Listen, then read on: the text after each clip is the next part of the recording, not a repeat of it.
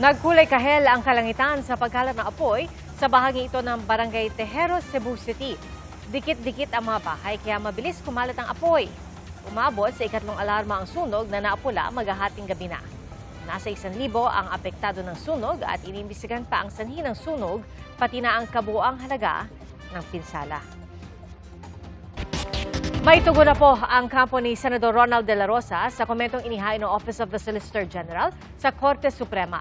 Git po ng kampo ni De La Rosa, hindi maaaring gamitin ang foreign policy o maging ang kwento ng mga kalaban sa politika para bigyang katwiran ng pag-aresto at pagsuko kay De La Rosa sa ICC nang walang pahintulot ng isang korte sa Pilipinas.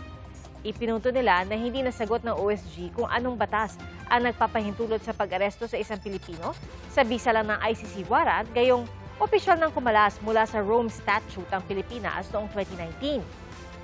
Nilinaw nila na hindi naman nais ni De La Rosa na ipawalang sala siya ng Korte Suprema.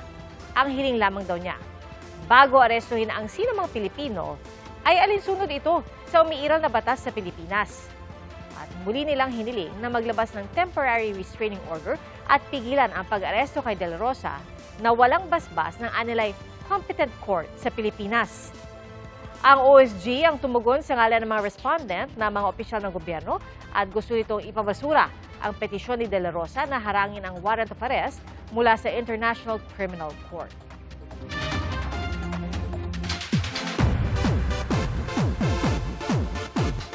Malaking blessing daw para kay Anton Vinson ang pagbibidahang serye na Kamao.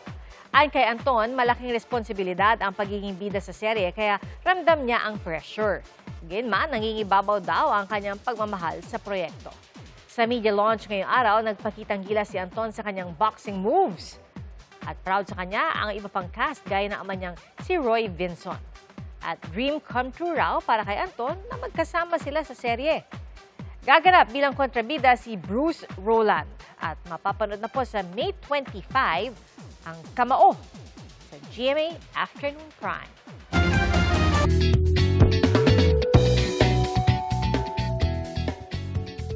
Pampamilya o pambarangay na?